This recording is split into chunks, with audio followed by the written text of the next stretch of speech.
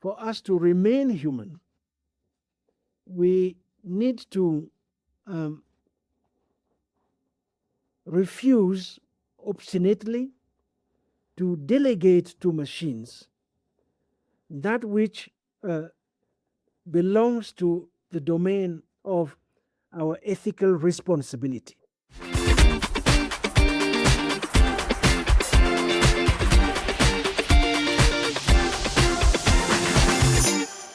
We are curious to know which country you want to support during the World Cup.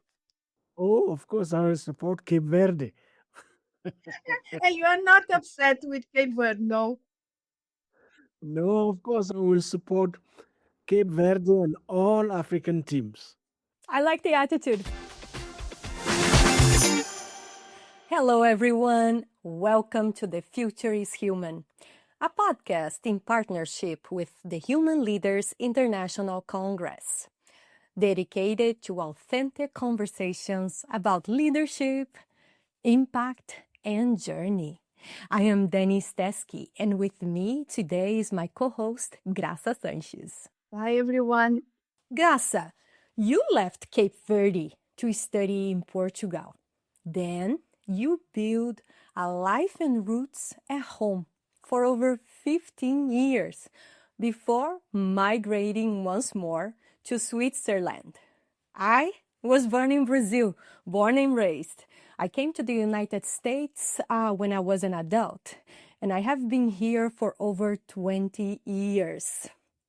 And today's guest was born in Cameroon, studied in France, and chose South Africa to be his home. So, Danny, three people and one underlying question.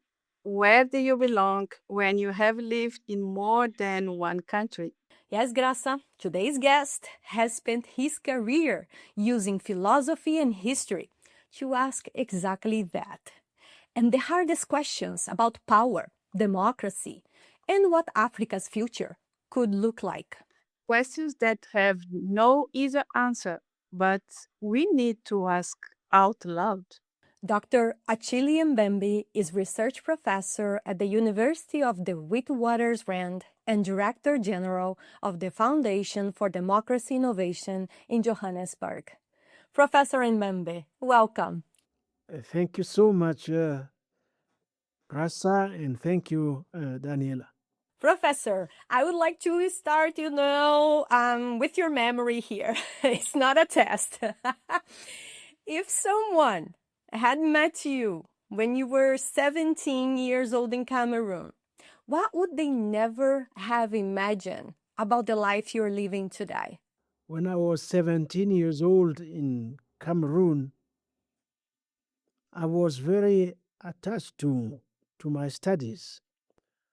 Um, so maybe the person could have imagined that I might end up um, teaching in a university, probably, or in any case, being a teacher. In those years, I very much admired teachers.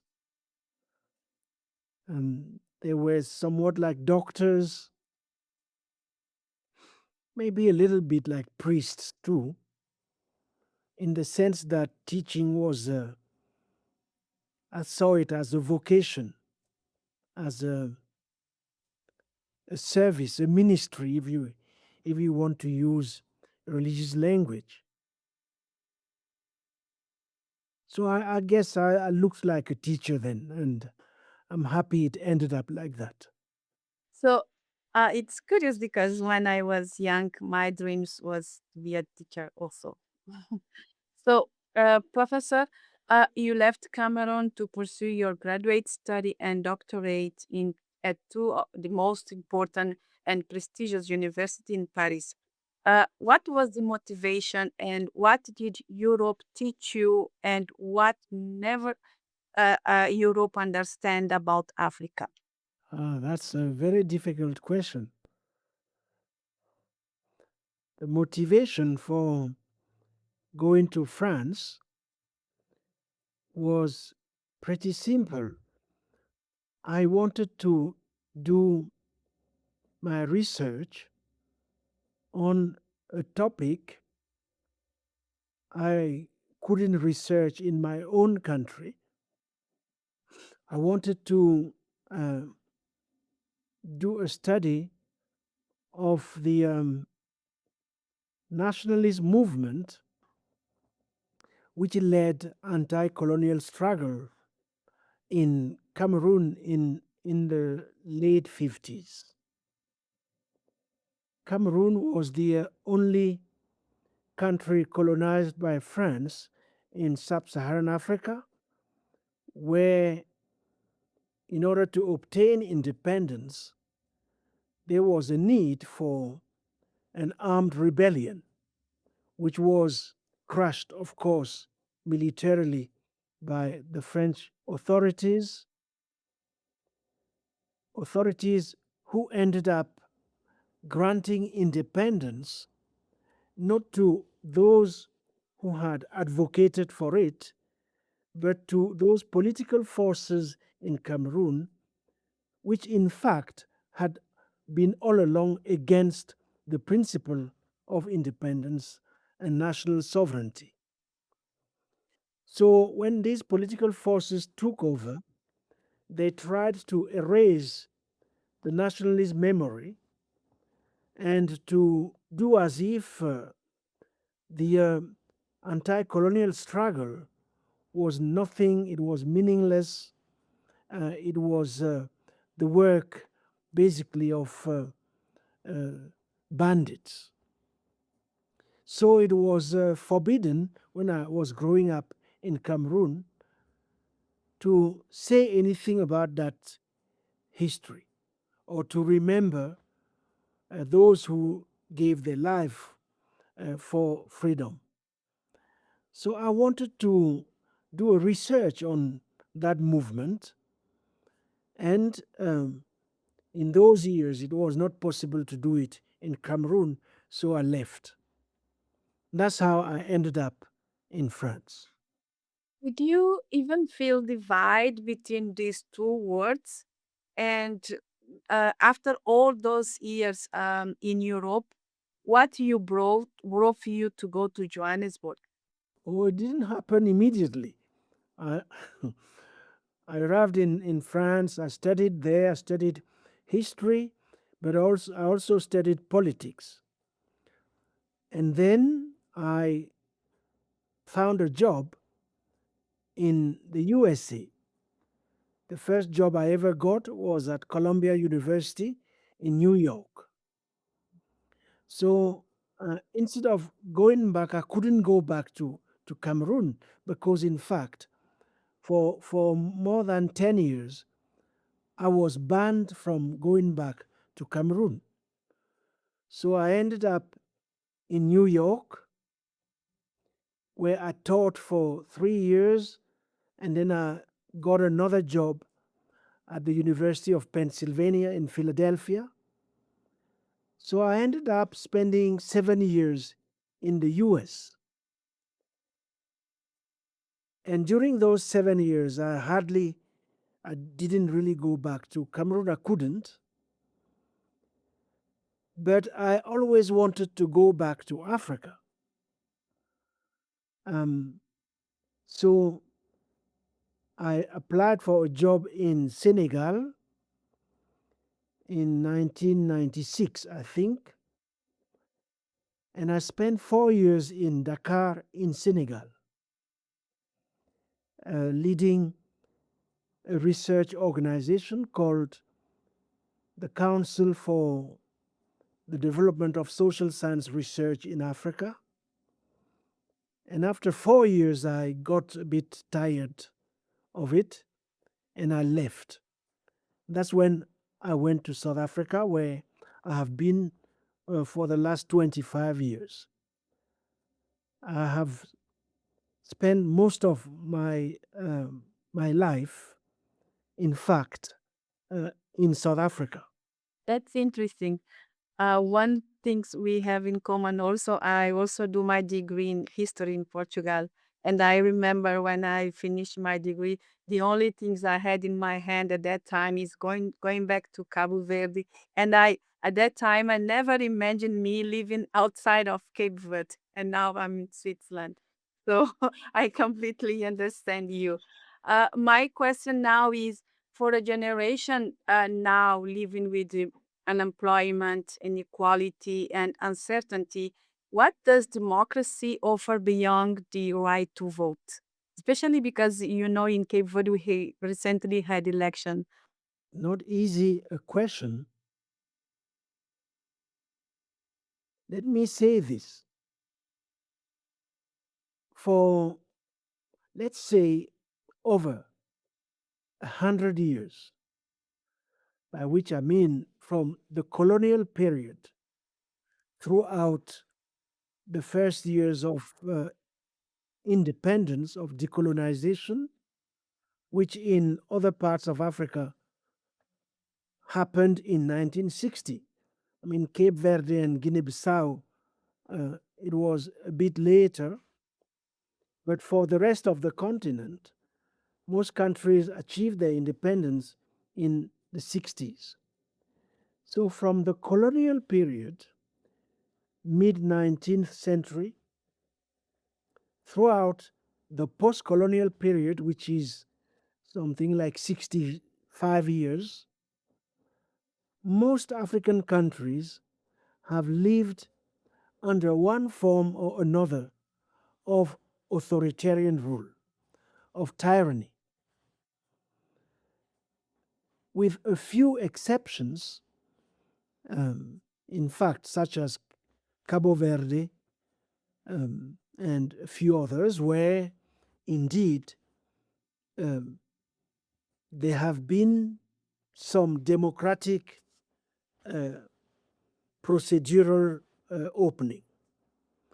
But what we have known in Africa over more than a century is authoritarianism.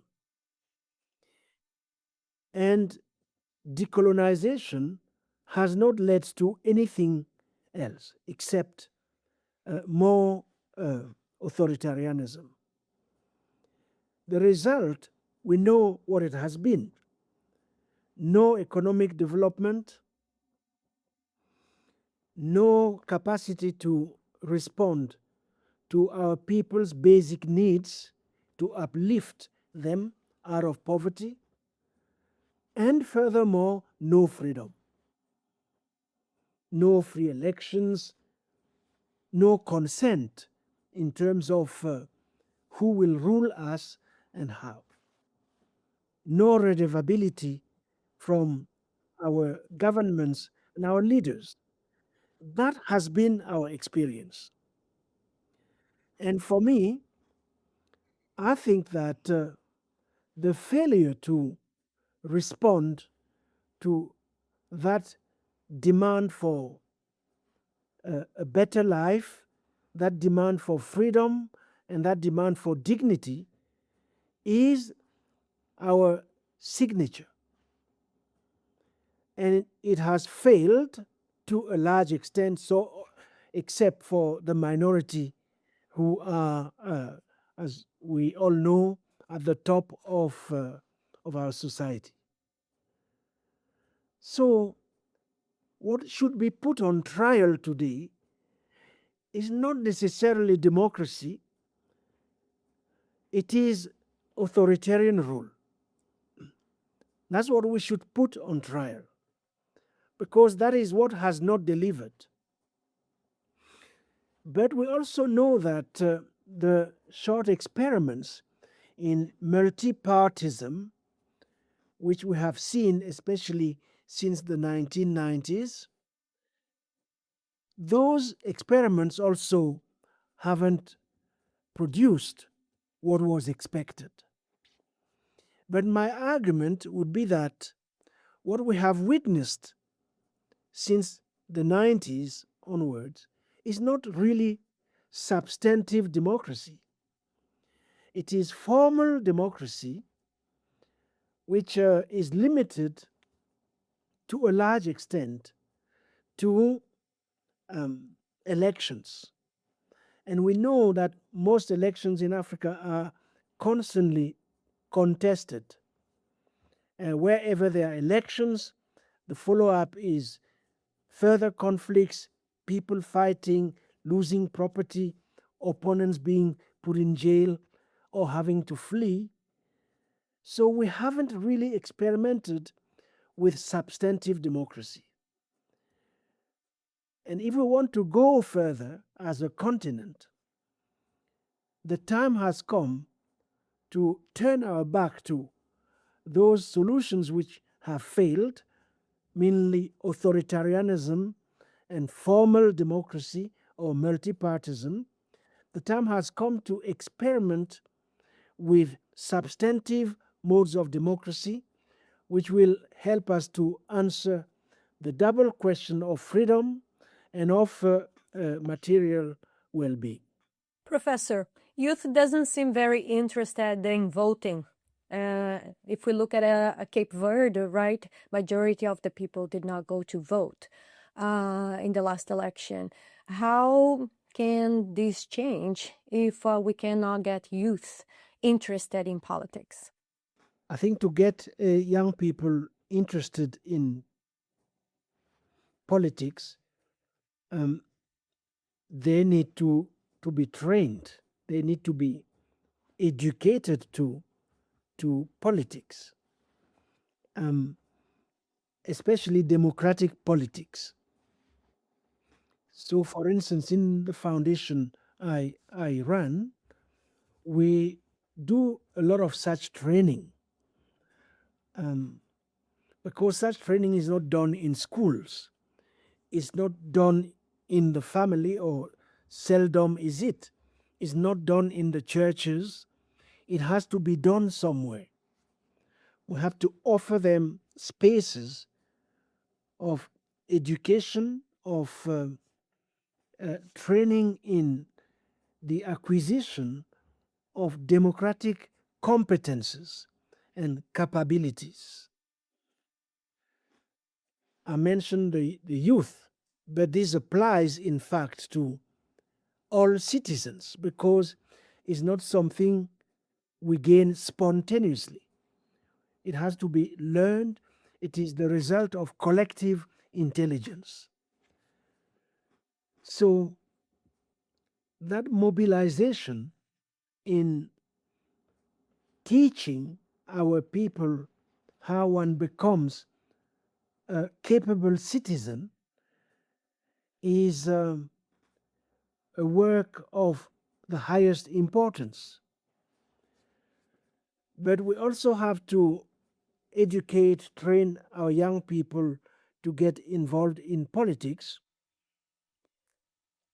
through helping them to set up their own organizations, from neighborhood organizations to school organizations to extra curriculum activities, where from a young age they learn how to interact in common, how to make an argument, how to persuade people, how to mobilize them and lessen violence.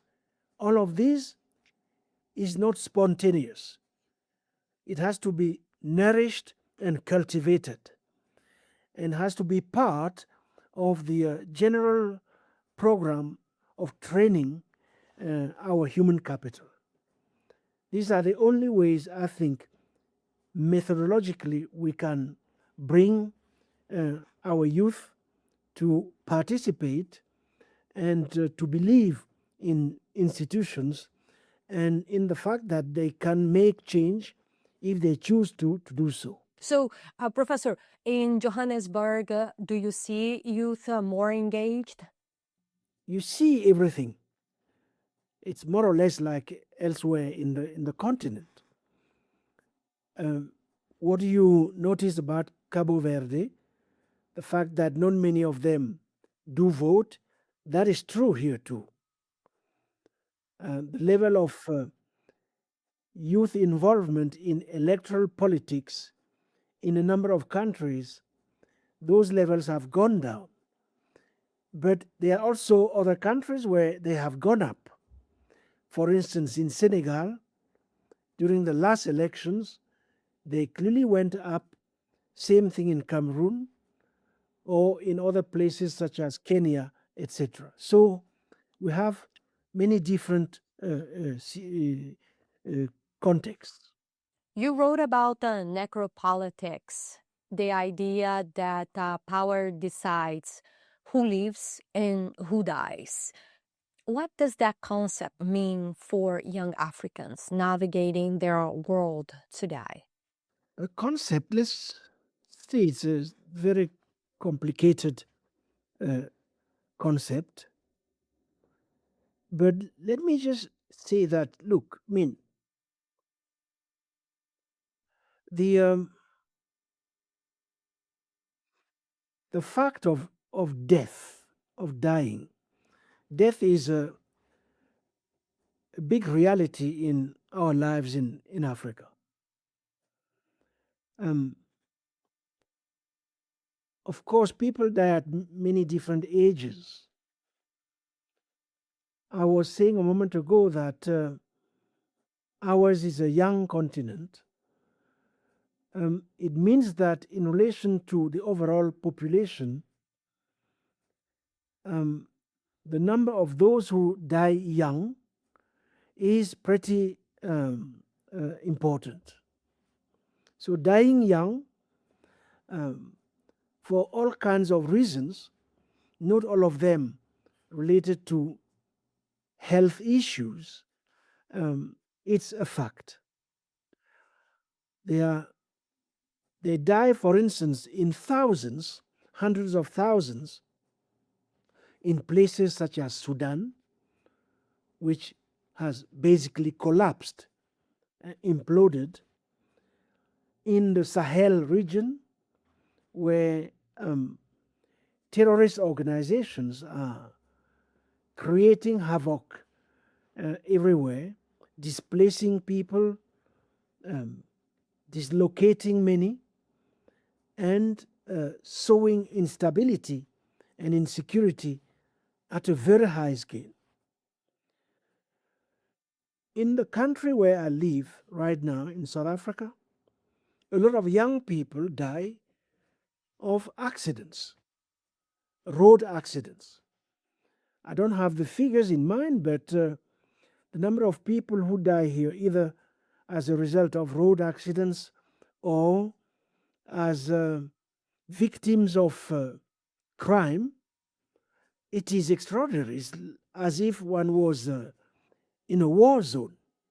It's thousands every single year.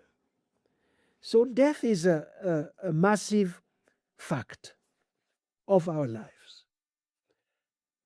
Necropolitics has to do with those forms of death which are the result of a decision made by political power. Political power which decides that, okay, they will create the conditions which will lead to early deaths for certain categories of the population, using all kinds of mechanisms, using the police, for instance. We know in Brazil how young black people in particular are dying in the hands of the police. But political power can also decide to kill certain people through neglect, through abandonment, as we see in many parts of the world. But the epitome of necropolitics in our age, and here I'm not just talking about Africa, is of course Gaza. Is the genocide in Gaza, where you have a very powerful, at least militarily, state methodically conducting the erasure of an entire population. When I mean erasure of bodies, of houses, of infrastructure, that's the epitome of necropolitics. So I think that I have given you some idea of what necropolitics is all about in a variety of contexts. Thank you for sharing, Professor. I'm sure this will resonate with many members of our audience. Now, I want to switch gears a little bit. Perhaps let's touch a bit on belonging. Can you share an experience that made you feel seen for the first time? At the beginning, you said that teachers, professors inspired you. Did you feel seen when you become a professor, or that happened before? You see, this is something I have never really thought about.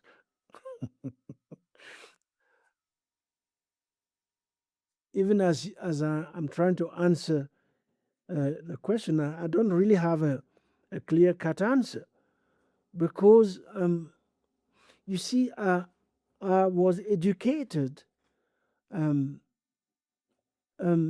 a context in which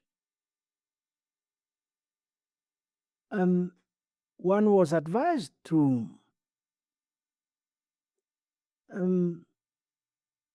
be humble. Humility was perceived then as a high virtue. One was also taught to act in a good way, and never to ask to be either congratulated or to expect any gratification other than the fact that you have acted in good heart. So I never really was preoccupied with the fact of being seen. In fact, the less I was seen, the happier I felt. And this is still somewhat the case. I understand. As Jung have said, the people who look inside, they leave, right? If you are a person who just cares about the outside, you're clearly not caring about what is important for a person. Professor, you travel a lot. You are a very busy man. And you recently have been to, what was it, Ottawa, Nairobi. And I wanted to know, how do you handle stress and burnout? I try to have a deep, I would call it inner life. You see me, of course, I look in a certain way, and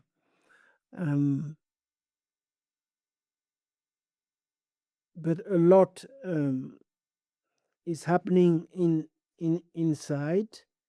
The one looks to be achieve a certain level of serenity and stability, so as not to wake up happy and then at 10 o'clock you are angry, and then those fluctuations I have always tried since I was a young person to avoid them. So to have a certain level of peace, which comes from the willingness, the decision to look into what really matters, what is essential, because there are a lot of distraction. We live in a world with so much noise and so much distraction around things which frankly do not matter the least. So it's very easy to get lost in that turbulence and those incessant waves, um, and to let one's mind be affected by that. So I try to remain focused and not be dispersed. So when I travel, I read a lot in the plane, or when I don't read, I mean, watch movies. So you sit in one place and then you you devote your attention to what it is that you're doing, which satisfies your mind. So there are lots of pleasures of the mind which help a lot to remain sane in a world which, as you can see, is going all over the place. It's all over the place, politically, economically, militarily, uh, and spiritually too. So having a kind of spiritual center uh, helps to navigate the maelstrom our daily lives have become, especially since the advent of new technologies of distraction. Absolutely. I have my spiritual center as well. Graça, how about you? The same. I completely agree about those discussions that Professor said about words and how about this serenity and peace and look into real to be focused. It's very important. Thank you so much for this preciosity. I think it would be most important for the young when they listen this podcast. I think they will reflect on that. So we are entering an era dominated by artificial intelligence and automation and speed. So, what do you think must remain deeply human no matter how much the world changes? I guess we won't avoid um, technological escalation. Um, the progress humanity has made in the field of technology over, I would say, the last 30, 40 years is unprecedented. And what is coming will be even more unprecedented. And it will affect humanity to a level we have never imagined before. We have to hope that it will affect humanity in a positive manner. But there is absolutely no guarantee that this will be the case. So the price we will pay, nobody can stand up today and tell us exactly what it will be. But it will likely be a colossal price. So, for instance, I haven't read the document yet, but I was in the news today or yesterday. I hear that the new Pope has written um, an important text on artificial intelligence. And among the calls he's making uh, is the um, importance of disarming artificial intelligence, meaning um, forbidding humanity, governments, societies to use artificial intelligence as a weapon. This is absolutely important. it's critical because indeed, as we know now, warfare is already determined to a large extent, no longer really by human beings, but by machines, which select the targets, the mode of operation, the levels of destruction, um, in a kind of moment of total abdication of reason, of human reason, in matters of moral, high moral responsibility. So it seems to me, and I agree with the Pope, that for us to remain human, we need to um,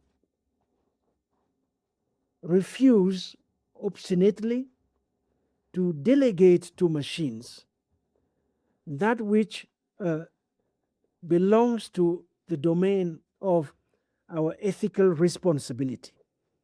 And our ethical responsibility is the responsibility we have in relation to other human beings who are like us, who are our equal, and the responsibility we owe to life in general, the life of the environment, biodiversity, all that has to do with climate change, so that the earth we have inherited remains habitable to all who live in it. So it seems to me that that is where the border lies. It's a border that is increasingly under stress because what the Pope believes is unfortunately not what those who rule us believe. Professor, you spoke about hope. We'd like to know what gives you the most hope. You see, the hope, at least for us here in the continent, is is first of all to be able to live in peace. The question of peace is really fundamental. In the face of war, and in the face of multiplication of wars, all of them as deadly as ever before. So the hope is hope for peace, but as we know very well, there's no peace where there is no justice. The two go together. And the best way to achieve justice is through democracy, through a life in which um, we lessen the levels of violence, we increase the capacity to argue rationally, to debate, to consult, a place where we we we put a premium on our collective intelligence. And my hope is really that the continent of Africa, but the world at large, believes more than ever in the virtues of collective intelligence. Otherwise, our lives will be very short and very brutal. Thank you, Professor. We can stay here for 2 and 3 hours. That's very interesting questions, but we would like to ask one final questions about the Africa and about the youth and children. So, in what kind of world do you want these children to born today, to grow up? The wish is for children to be born in in in a world which is at peace uh, with itself, a world in which the humans are reconciled with their environment, and a world in which everybody, every human being, has access to the minimum they may need to stay alive and to nurture their capabilities. And there is enough wealth in the world to achieve that, to make sure that we all have access to the minimum, the vital minimum. It's also a world one hopes is reconciled with nature and the environment. When I say nature and the environment, I have in mind, of course, basic things like water, the rivers, our forests, the animals that live in these environments, but also, as far as Africa is concerned, a world in which no African is a stranger in our own continent.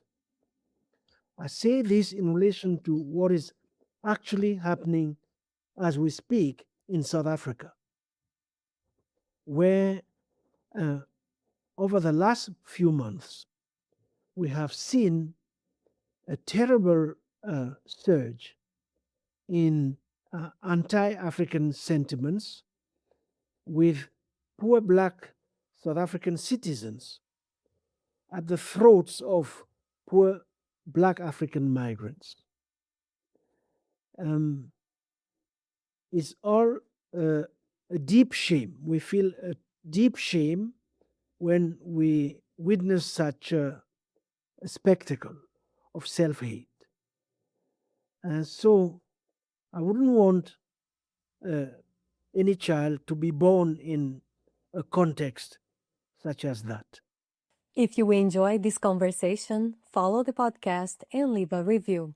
It makes a real difference for us. Professor, thank you so much for accepting our invitation and for this generous conversation. We're looking forward to welcome you in Cabo Verde, and very, very, very much look forward to continue these reflections during the Human Leaders International Congress in July in Cape Verde. Come, I'll be very, very happy to be back in Cape Verde. Professor Achille Mbembe, thank you for this conversation and for proving that the most powerful tool we have is still the ability to think clearly about the world we live in. Thank you to both of you, and I'm looking forward to seeing you in Praia. The Future is Human is a podcast in partnership with the Human Leaders International Congress. A special thank you to Lúcia Brito, Graça Sanches, Lígia Spencer, and Oswaldina Brito. And a loving dedication to Renato Bittencourt, my biggest cheerleader, who would have been so proud. Here is Stescki. See you on the next episode of The Future is Human.